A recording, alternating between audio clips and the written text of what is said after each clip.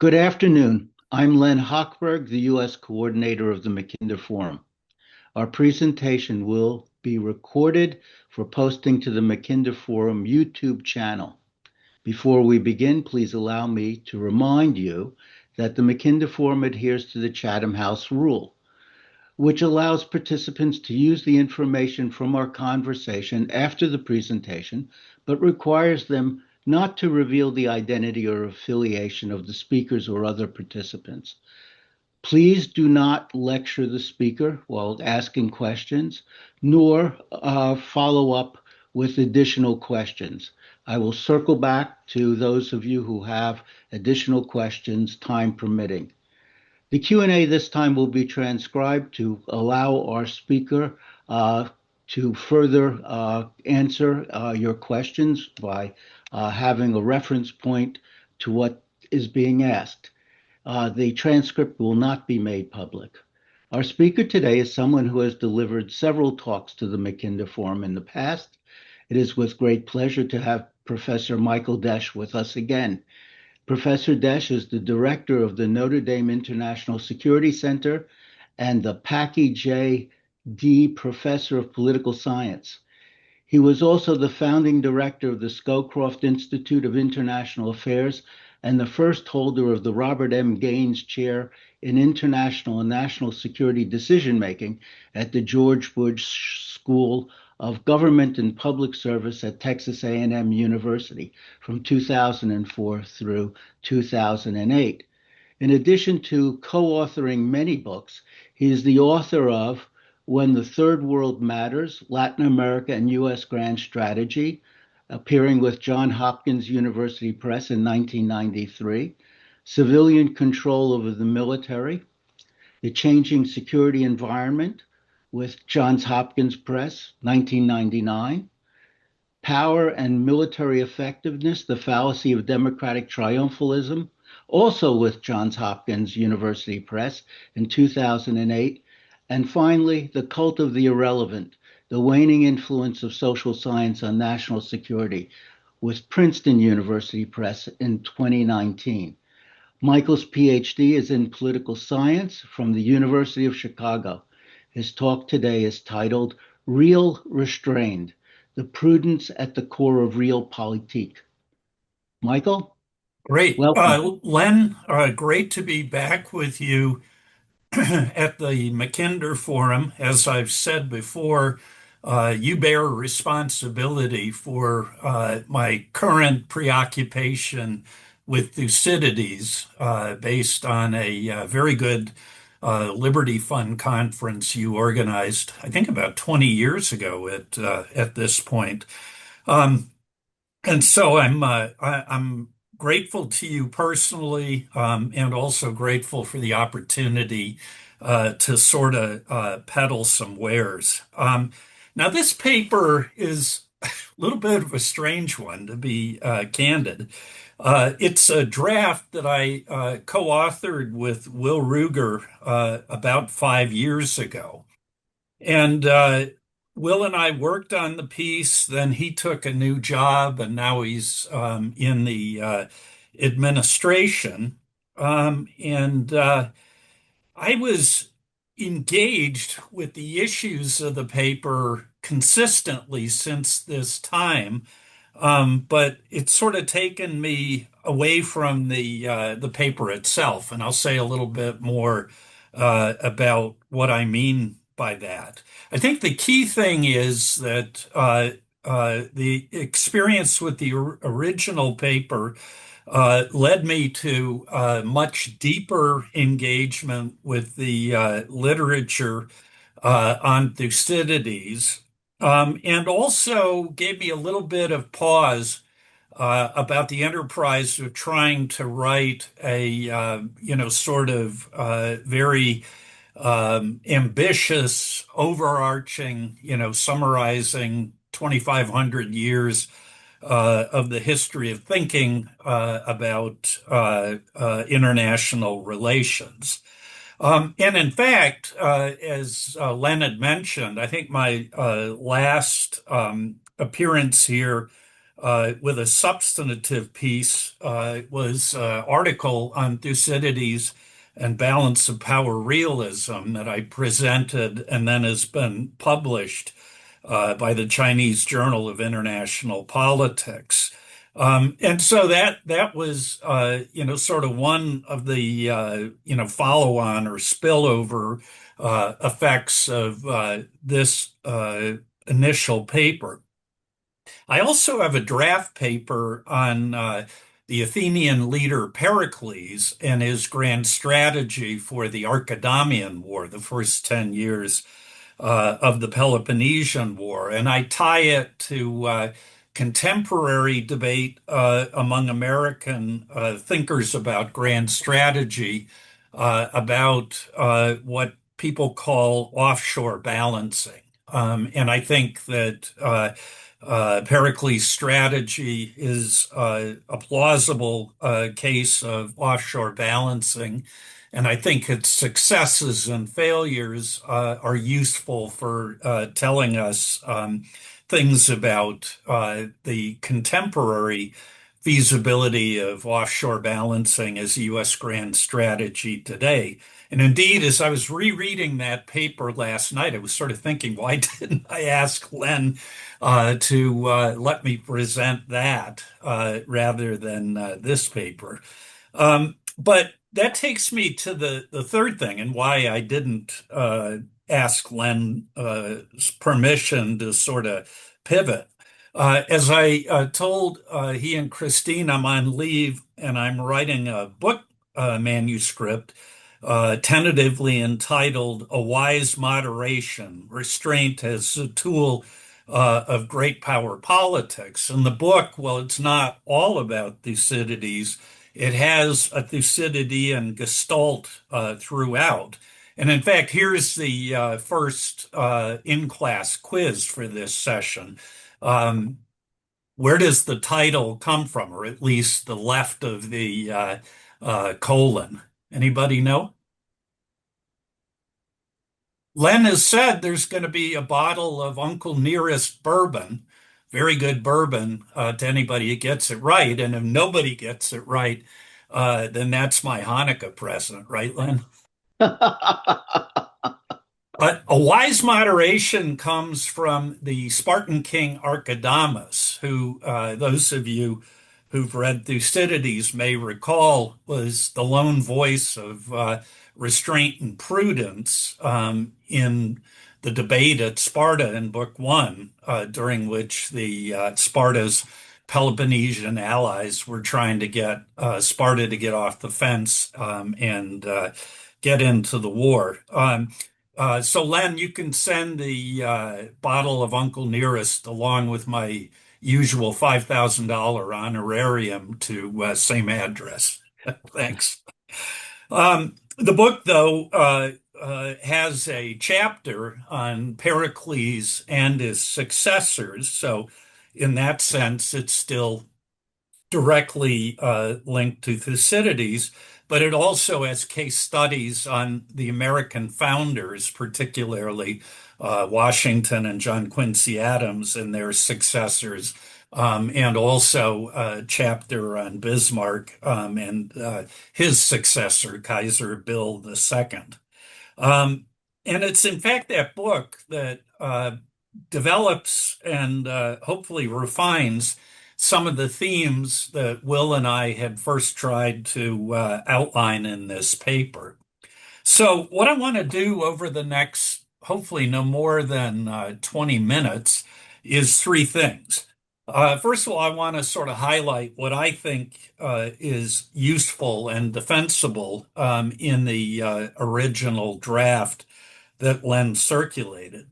And then secondly, I want to talk about a few things that my thinking has evolved. I may have changed my mind, although I never admit to changing my mind, or outright discarded.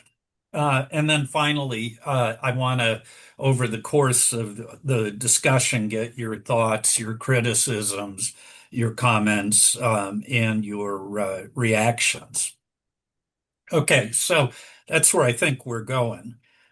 So let me talk a little bit about the paper itself, and begin with the observation that will come as no surprise, I'm sure, to this audience, is that when people think about realism and realpolitik and international relations, particularly in a Thucydidean frame, they tend to think about it overwhelmingly in the context of what people refer to as the Athenian delegation or the Athenian thesis. And the Athenian thesis is basically a summary of what the Athenian delegation to Milos in Book 5 conveyed to the Melians. And I paraphrase: the strong do what they will, and the weak suffer what they must. I would point out, if you look at the paper in the CJIP, I argue that in fact, over the course of Thucydides' history, there are not one but two Athenian thesi. The thesis, as outlined at Milos in Book 5, halfway through the story, is in fact the second Athenian thesis. There's a different Athenian thesis that's outlined by, again, an anonymous group of Athenians at the debate at Sparta in Book 1. And I'll say a little bit about the difference between the two of them. But the fact that most people, when they think of Thucydides and realism, they think of what the Athenians said to the Melians in the Melian dialogue. And then when people hear the argument that I'll make today, that Thucydides is an important wellspring of modern realism, they tend not to think very well of modern realism. And this comes from across the political spectrum. Okay, so if I'm going to say that Thucydidean realism conduces to prudence and restraint, I've got an obstacle, and the obstacle is the Athenian thesis, which Thucydides reports. So, how do I deal with that? Well, I deal with it by saying, first of all, I think it's pretty clear that Thucydides reports but does not endorse either Athenian thesis. The sort of my way or the highway line of the Athenians to the Melians in Book 5 comes right before Book 6, in which Athens debates about the Sicilian expedition, the restarting and the expansion of the Peloponnesian War. Spoiler alert, does not go very well for Athens. And so, just by virtue of where and how Thucydides reports this, ought to lead the careful reader to question whether he's endorsing it. And also, the first Athenian thesis in Book 1, a argument about the if might doesn't make right, maybe benign hegemony is the way for great powers to lead. I don't think that Thucydides advocates that either. I mean, the whole story from Book 1 through Book 8 is the evaporation of any Athenian commitment to benign hegemony and its replacement by the attitude that they demonstrate at Milos. So, what I argue in the CJIP piece is that Thucydides, in fact, endorses what would later become a staple of the realist approach to international relations, which is to emphasize the ubiquity of balance of power. And the argument there is really twofold. It's an argument about sort of the stable equilibrium, pardon the pun, of international politics, is a relative equality of power rather than preponderance. And secondly, the optimal approach for great powers is not to seek and retain primacy, but rather to be content with balance of power politics. And for Thucydides, I think there are two key figures that he relies on in his history to make this case. The obvious is the Athenian leader Pericles, who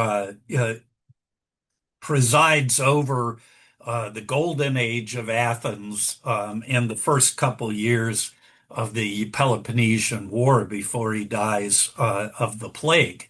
A second, and I think less widely recognized, but maybe in some ways even more important figure for Thucydides is a character by the name of Hermocrates, son of Hermon, who is a Syracusan, a citizen of the Greek colony in Sicily, who leads the Sicilians in the fight against the Athenians once the Sicilian expedition is underway.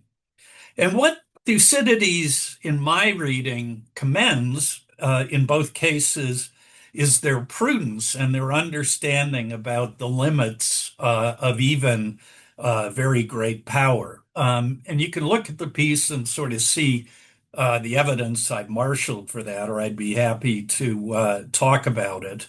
But let's fast forward to contemporary realism circa the early 21st century. And the arguments that I'm making, certainly in the paper that was circulated and also in the book, is that in fact, my reading of Thucydides, which I think is a plausible reading that, at least most people would accept as a fair reading, dovetails quite nicely with the discussion that many realists are engaged in about whether realism, in fact, can be a theory of peace, or at least a theory of restraint. And in fact, this is quite controversial. And I could talk a little bit about the sort of outlines of the controversy, but I'll save that for the Q&A. What I do in the paper is sort of start with the easy cases for this discussion of Kenneth Walt's and defensive realism, which I think is very compatible with realism and restraint. Where things get, more exciting is my discussion of Machiavelli, offensive realism, and particularly the theory of hegemonic stability. And this is the part of the paper that, for me, has required the most thinking. And I'll tell you why. But I talk about Machiavelli and I talk about Morgenthau, who's one of the first offensive realists, to make the argument that even these people who, a lot of folks would regard as paragons for lack of restraint, actually incorporated elements of prudence in their thinking about statecraft and international relations. The discussion of hegemonic stability is a little bit different. What I'm arguing about the theory of hegemonic stability is it's a combination not only of realism but also of liberalism.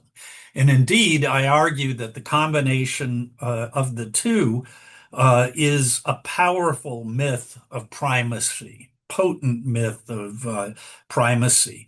And in fact, the more I think about the contemporary grand strategy debate in the United States, both as an academic debate and as a policy debate, the more the theory of hegemonic stability becomes really central. Okay. So, and the theory of hegemonic stability, by the way, I tie back to the first Athenian thesis at Sparta, where the Athenians argue against the Corinthian case for war, that Athens deserves the empire it has because of the key role the Athenians played in the war with the Persians, where Len first got me in thinking about these sorts of issues. And the Athenians also say, in a sort of really snide dig at the Spartans, that they've behaved better with their power, their hegemonic position, than other city-states, i.e., Sparta, would. And of course, this is a pretty sharp dig because, in many respects, the Spartan regime domestically was as brutal and as cruel as it possibly could be. So the modern theory of hegemonic stability is a little bit different. It basically argues on behalf of a position of primacy for the leading power, by arguing that when a leading power like the United States is able to exercise its leadership, it's able to provide public goods, peace, free trade, things like that, that otherwise would not be provided in a multipolar international system. And there is, in the modern grand strategic debate, certainly a second Athenian thesis position, the big stick. Power basically allows you to call the shots. But I actually think, especially at the interface between academic grand strategy and the policymaking community, that hegemonic stability theory is really the sweet spot, leading a lot of American thinkers and practitioners to believe that there can be a benign American hegemony. And you guys, many of you guys, certainly Len and I, who are old dogs, and never forget anything but our grudges. Remember the 1992 George H.W. Bush administration defense policy guidance, which was leaked to the New York Times. And the parts of the DPG that were leaked very much focused on the commitment of the post-Cold War United States to prevent the emergence of any other peer competitor. So it really seemed like a second Athenian thesis sort of argument. Since then, the full text of the DPG, was about a 100-page document, has been released. And it's very clear that the authors of that document, Zal Khalilzad, Scooter Libby, and people like that, had a much different view, much more akin to hegemonic stability. And their view seemed to echo two key elements of hegemonic stability. One is, without a leader, you weren't going to get the benefits of cooperation. And secondly, with a benign hegemon, you weren't going to get balancing or resistance to American leadership. And when you sort of look at the landscape of different grand strategic positions, most of which, in my opinion, lean towards a fundamental objective of achieving and preserving American primacy. You could see how hegemonic stability theory would be bipartisan argument in favor of that position.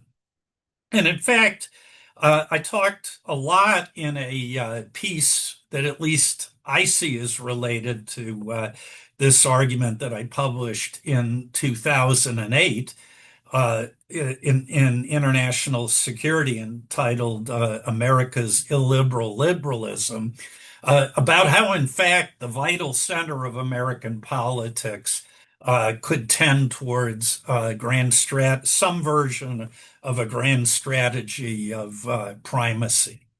Okay. So that's the basic argument that we tried to spell out in the piece. So let me just say a few words about how my thinking has evolved. And the big thing was that, frankly, Will and I didn't have much success in placing the piece as it was written at the time that we were working on it together. And you may say, having read it, I can understand that. But the lesson that I learned from that was that the greatest hitch, longue durée, in 10,000 or 12,000 words wasn't going to, fill the bill. And that what I needed to do was very deep work on some key thinkers. And it's really been over the last 5 years that I've done a deep dive in reading, in thinking, and in teaching on Thucydides. And so I made the decision to sort of go in that direction.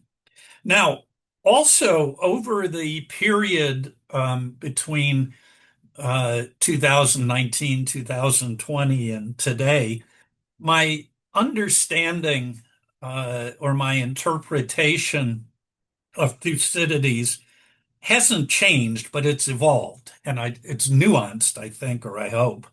So let me say a little bit how.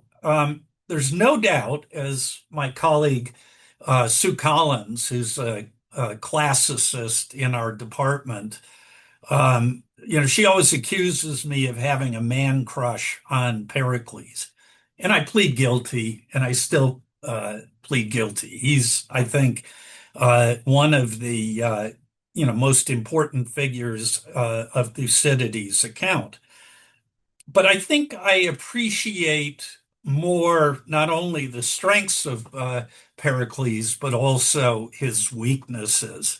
And a big one that I think is absolutely central to what Thucydides is trying to say is if you have a political system that only works when you have a Pericles as the first system, it's actually going to be a very fragile system, which in fact is my interpretation of Thucydides' eulogy for Pericles in Book 2, Chapter 65, Paragraph 11.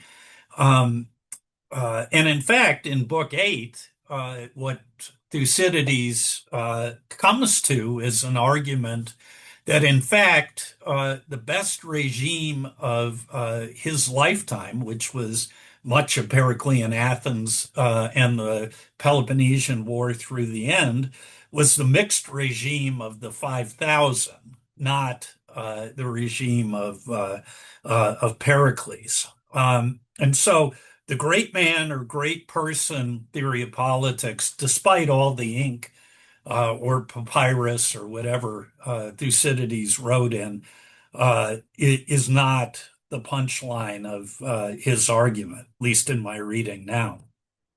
Secondly, Thucydides doesn't have one character who is the Thucydides stand-in. He actually uses, uh, in my reading, a variety of characters, but I think one of the most important ones, as I mentioned before, is Hermocrates of Syracuse. And think again. So I said the Melian dialogue in Book Five is reported right before the debate in Athens about the Sicilian expedition. Now, that's chronologically true, but it's also, I mean, the book is not, Thucydides' history is not written chronologically. So when he does tell you something and put two things together, it seems to me it's not much of a stretch to think that they're linked in an important way. And the same is true with Hermocrates, who comes into the story in Book Three during the first Athenian flirtation with Sicily. And he gives a very important speech, his first speech in the history at the Sicilian Congress of Gala, which sets up the argument that the Athenians, or not the Athenians, the Sicilians needed to get over their constant civil war, which was providing a opportunity for external powers like Athens to play divide at imperia and make trouble. And it's no accident, comrade, as we used to say in the good old days of the Soviet Union, that speech is also very close to the debate in the Thucydides history about the battle or battles of Pylos and Sphacteria. And the battles of Pylos and Sphacteria are very important. They take place in 425. They come about as a result of an accident, but it's the first major defeat that the Spartans suffer at the hands of the Athenians. And in fact, it's such a bad defeat that the Spartans, sue for peace. And we're ready to make peace, 5 years into the Peloponnesian War. And in the context, I would argue, of Pericles' grand strategy. Now, the Athenians, though, under the leadership of a demagogue by the name of Cleon, decide to tell the Spartans to, stick their peace offer in their ear, reject it, and then go on and fight for another 5 years unnecessarily, and in a way that almost results in the Athenian defeat. But the Athenians basically pull it out at the end of it. Okay, so Hermocrates and Pylos and Sphacteria, like Milos and the debate about Sicilian expedition, are inextricably linked. And the punchline of Hermocrates' speech is we got to overcome our internal differences and get together in balance against Athens. Also, my thinking about what John Mearsheimer calls the tragedy of great power politics is that even with a very enlightened and prudent leadership, which I think under Pericles Athens had, overwhelming power and success can undermine prudence. There's an action bias, and victory disease is a real thing.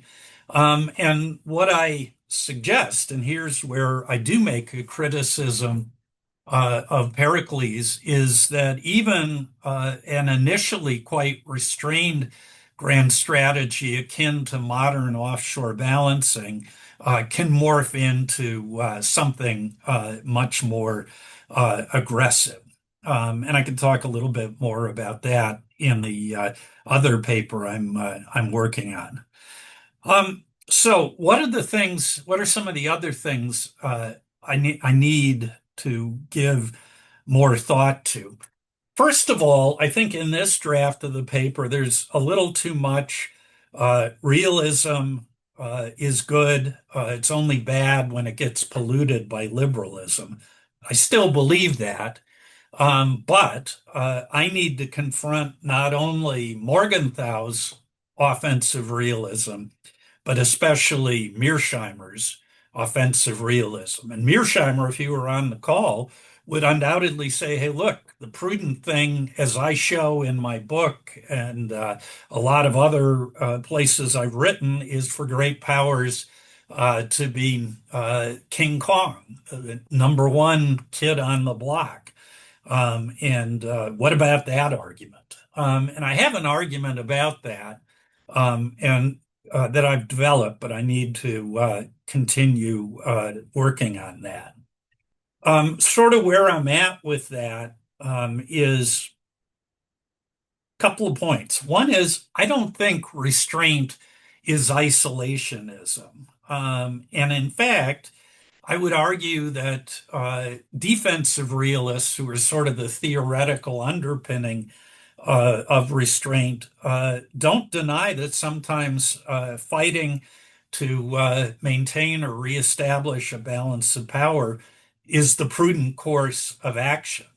So it's not peace, love, and dope. Indeed, one could argue that some effort at expanding your power base is absolutely essential.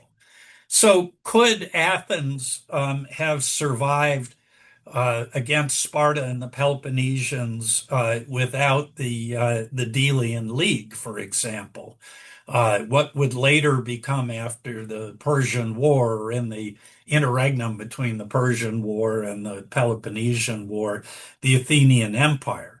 And I think the answer is no. But the problem is that uh, there's a real question out there about whether a voluntary association like the Athenian League could prevail, or whether empire is inevitable.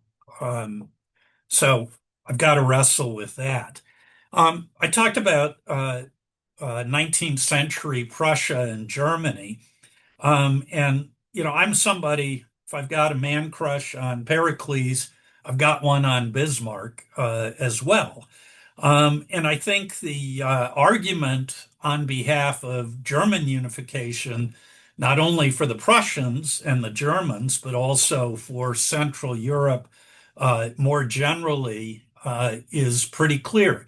I just finished rereading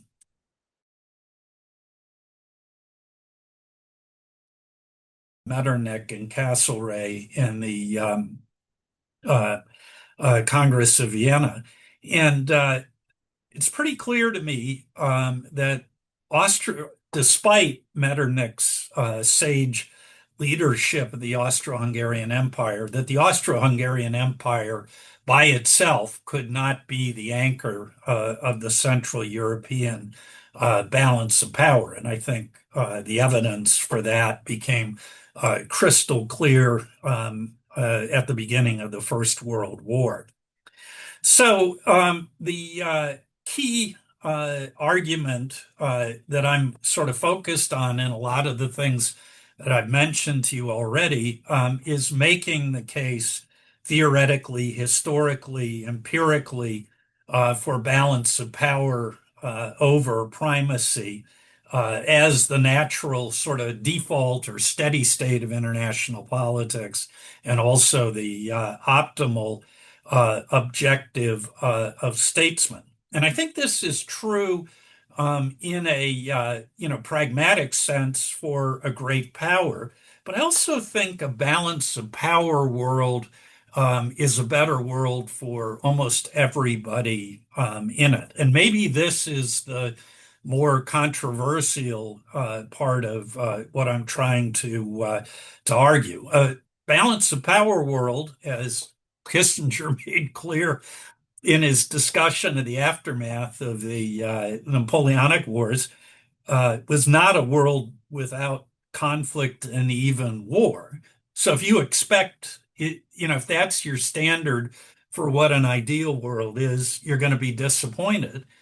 But turn it around and ask yourself how many of the great wars in history have been wars to end all wars and to establish perpetual peace. And I think, in my mind, a nasty world of little wars is better than the quixotic quest for perpetual peace. Finally, and maybe I'll save this for the Q&A because I've gone on longer than I should have. But one of the issues I think that we realists have given somewhat short shrift to is the ethical part of our agenda. And here the challenge is we don't think norms and rules matter all that much, but we think that states ought to pursue the least amount of harm that they need to in order to survive. And this, for me, is not just about sort of tribal realist politics, but also as somebody teaching at a Catholic university and engaged with colleagues who think that just war theory sort of went by the way of the dodo bird with the Second Vatican Council, and that the Catholic position on war and peace is exclusively in favor of peace these days. I think that's wrong-headed. I think it's wrong-headed practically, and also think it's wrong-headed theologically. But that's an argument I think we've got to engage more directly. So that's sort of my story. I'm not necessarily sticking to it. I've run away already from probably some of the least tenable things in the paper. And who knows how far I'll hightail away from the rest of it based on our discussion. So thanks very much for your attention. It's like I'm going to start ending my all my emails with "Thank you for your attention." That's the new culture in Washington, D.C.